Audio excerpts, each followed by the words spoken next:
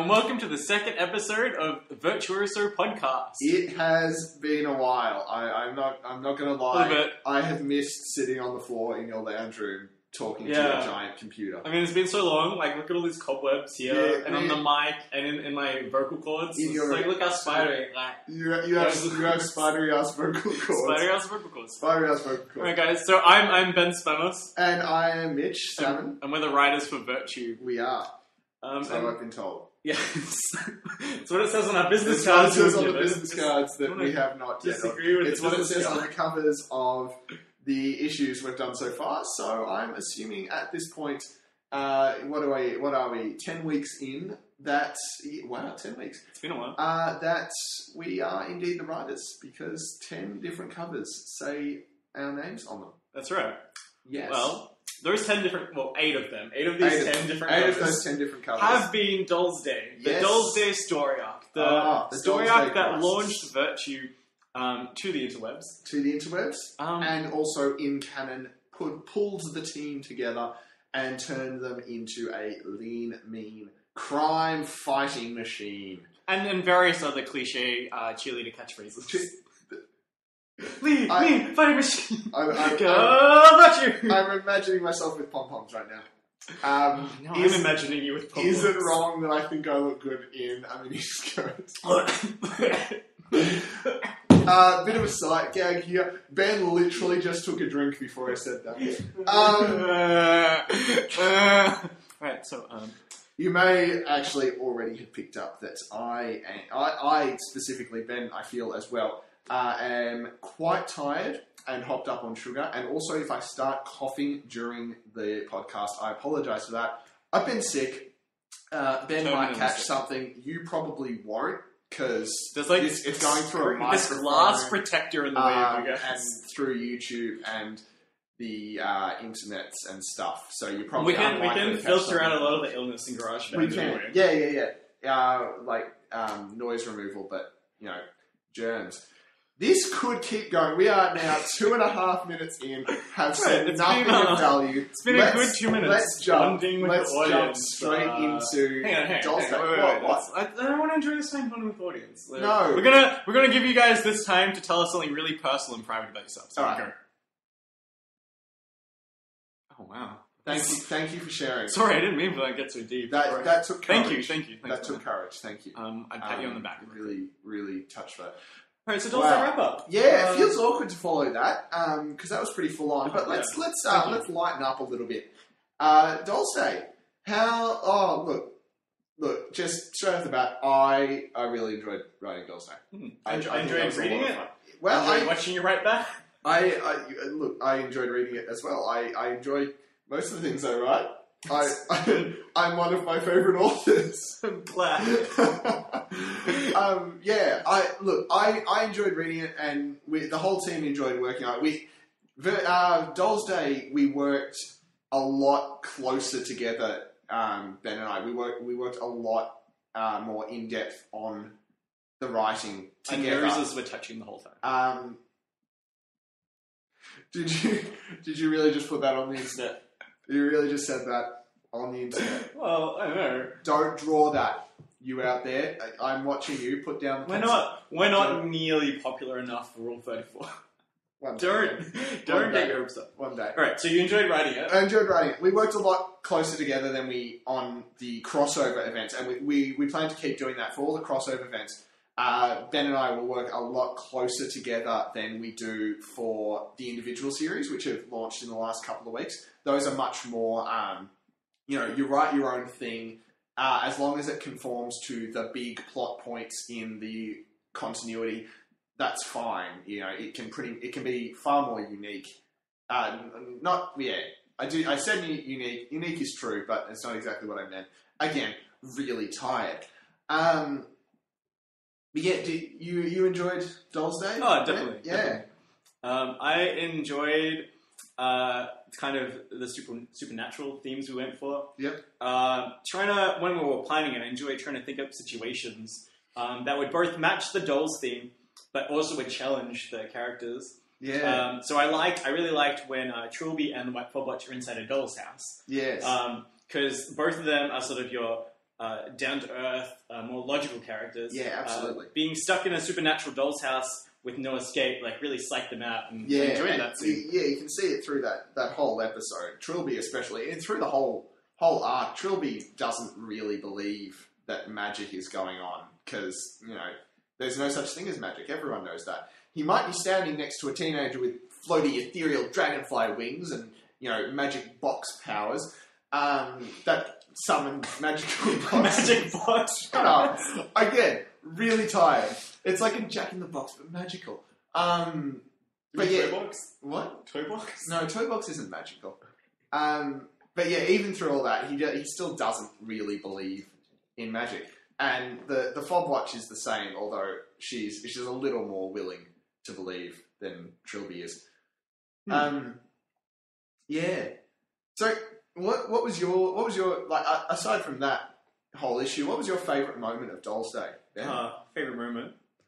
I really enjoyed the cute little date scene with Tiresias and the Fae. I thought that was a good way to break up the action and the intense suspense by having a little that suspense side cut to the little date and them joining the rest of the team in the adventure. Yeah. I really enjoyed that. I enjoyed writing Egby. I enjoyed. Oh yes, Egby's a fun character. Yeah, Egby's completely Ben's creation, but he's a lot of fun to write. I don't know. I imagine him as being very proper. Very proper little. He's an elf. He sleeps in a drawer, though he's little, but. So you guys will find out more about Egby next week when we launch Fae number 1. Yes. But he's essentially the Fae's sidekick and mentor that annoys her in her human life and tries to get her to focus on her fairy life. Yeah. There's so many great.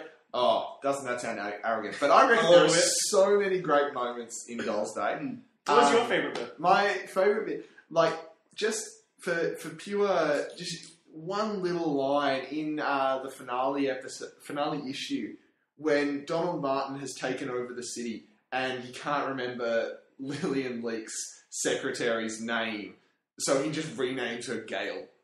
That's something you can do, and you can alter reality. When you can alter reality, when you are the self-appointed king of a city and have everyone else under mind control, you know, it doesn't really matter what they were called. You make up their own name. But you just call it Gale. I don't know. I have to admit, I was playing Borderlands 2 at the time, so I sort of had to resist the urge to write "But Stallion says A" in it. Because it was just that would sort have been of a bit breaking, you know? Yeah.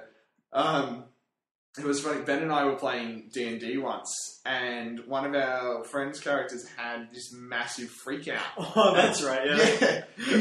We somehow managed to convince him he didn't know what was true anymore. Ben tried to convince him it was a Ghostbuster, and then it worked. It did work. He got really annoyed with everyone and not knowing what was real and what was fake. So I'm like, okay.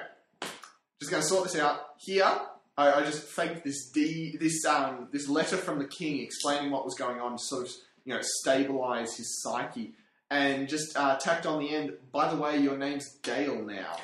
So for the rest of the session, we called him Gale. He accepted that. His name became Gale. It was incredibly funny.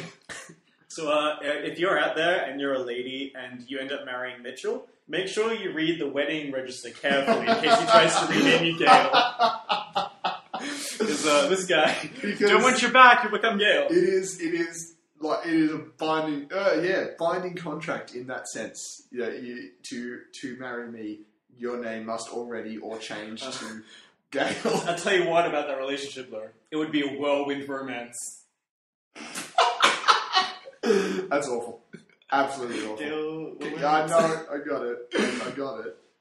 That doesn't make it good. Anyway, we also want to thank you guys for putting out with slow covers for the series. We promised a whole bunch of really unique covers. We did. And some of the issues didn't get covers. We promised. This is because artist Lucy has gone through hell in the last little few months. That makes it sound a little bit serious. Her floor was bursting and open. And that's true. She's had her floors replaced. She had something, I can't remember what was wrong with the floors. I know. She had like armadillos growing underneath. Yeah. Some bad. They need to redo her floors like 16 times and unplug her internet. I think there's a giant portal to the 18th dimension of Hades. Definitely. At one point. So she wasn't able to finish all the covers. But Mitch and I tried to fill in where we could. And yes. Now, we are now going to ask for your help as artists. The reason for this is, if you help us, you won't have to be inflicted with Ben and my art anymore. My art was nice. I did the Faye Tyrese's cover. It was cute. It was cute. It was cute. I did the Dollsday 8 cover, the finale. It was slightly cute. Whitefoot watches derpy face. I said to Ben earlier today, I really liked drawing that cover. But the best face on it was Benjamin, closely followed by Trilby. And Trilby's head is a giant metal sphere. His head is a giant metal sphere, and that was the second best face on the cover. So, if you are in any way artistically inclined, we really do want to hear from you. It's not a huge commitment. We're talking one A4 piece of art a month at the absolute most. So if you'd like to show off your talents, if you like drawing superheroes, just contact us through any of the myriad of Gmail ways. probably is good. Gmail is probably the most reliable. Virtuecomics@gmail.com. Yeah, no tricks there. Nice or our website, virtue-comics.com. Yeah, Facebook, facebook.com/virtuecomics. Twitter.